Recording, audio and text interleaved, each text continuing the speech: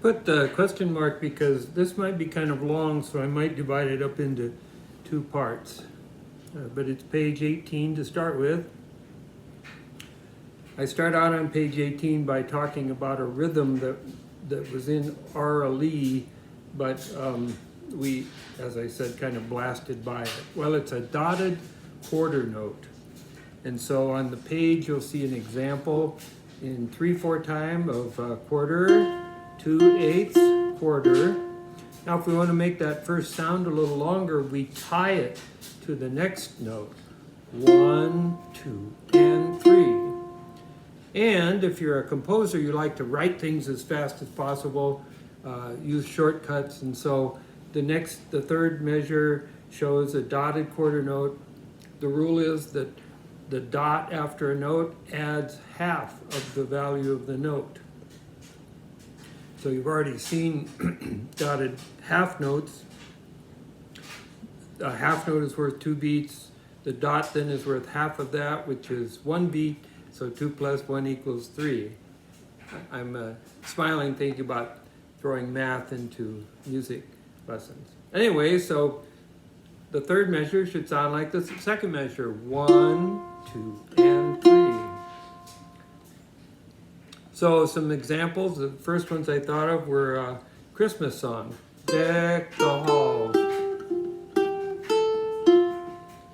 And you know, when you're playing these kind of things, you should think of all the beats. You know, 1, 2, and 3, 4.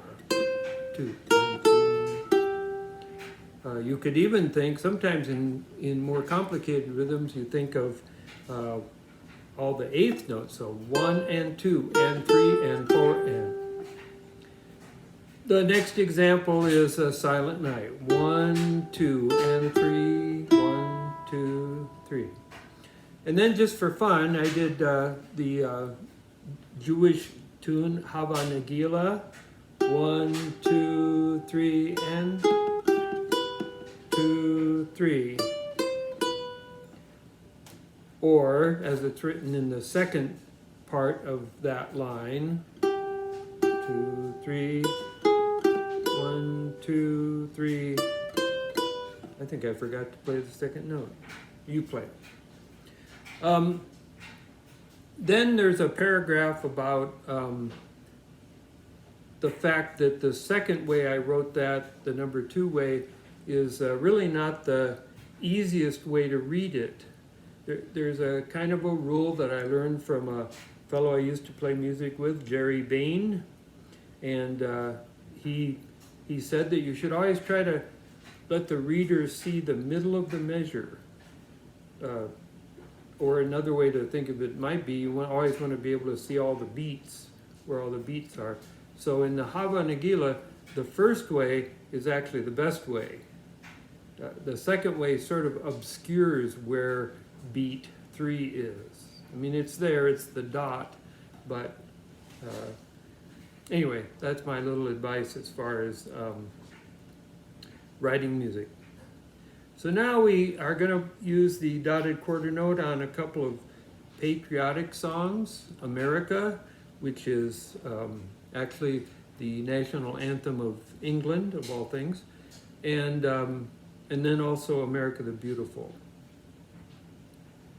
So let's see.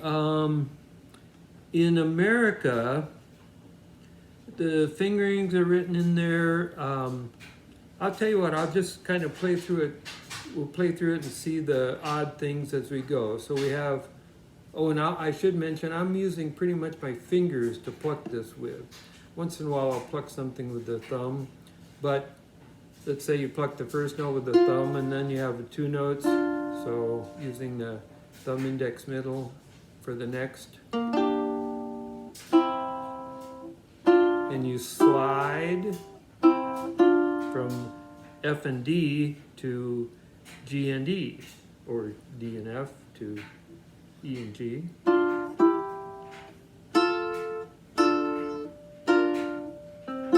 Now here's an odd fingering. G and C sharp, 4th finger, 1st finger, and then you have to move the first finger over quickly to F. I tried other fingerings on that. You could do,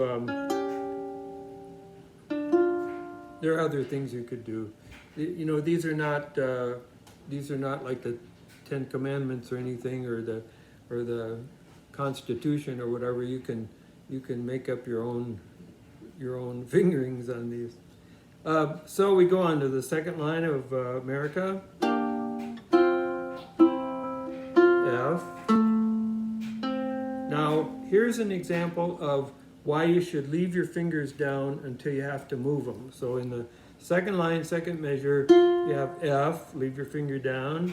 A, leave your finger down even though it's not a half note, it doesn't say to, but if you leave it down, then all you have to do is add your ring finger, your little finger for that.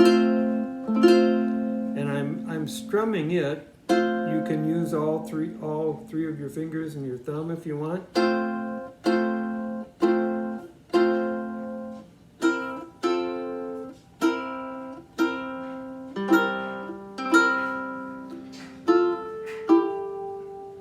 Have you slide there, you're playing A and F. Then slide up for G, because you can't play G and E any other way. You have to play E there. And then,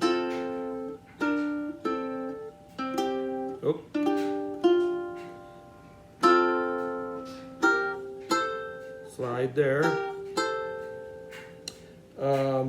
I think I put that in the music. I'm working from, I did one and then I printed it out and I saw, oh, I need to correct that, change that. So I think on that last two notes you have B flat and G, and you slide up to C and A. And then on the next page, on the next page, we're on 19 now.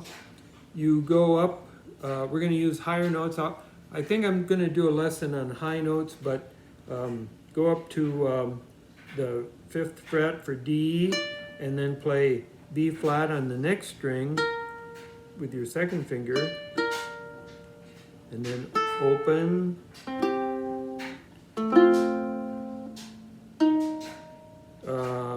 third finger for E flat, and then you can play, do I just have one note there, I guess? Okay, so now we're into America the Beautiful.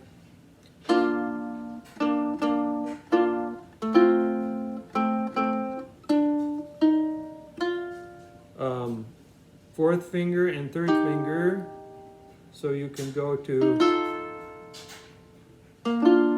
now looks like a weird fingering, D with the third finger and G sharp with the second finger, but the reason is so you can slide them up, and then you leave them there and you add an F and go on. Now C and A, first and third, slide them down for B and G, sharp, back up, G, D on top, then G however you want to get to it. And here we have a low A, an F, and a high C, and you have to pluck these with your two fingers and your thumb.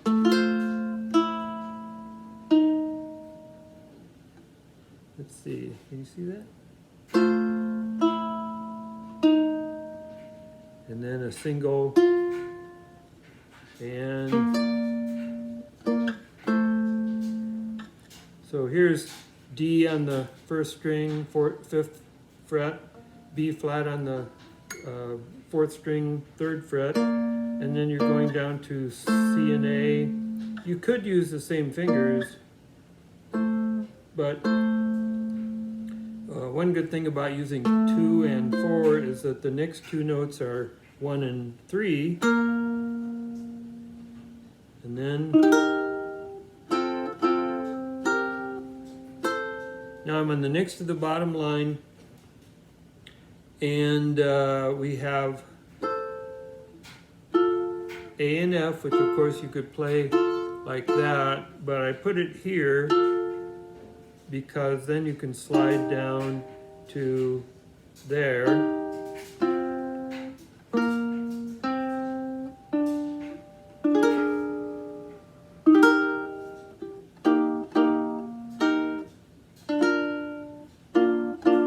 Solo.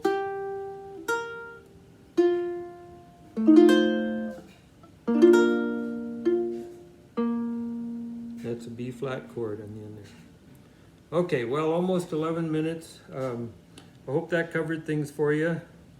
And have fun, good luck, and maybe I'll see you on page 20.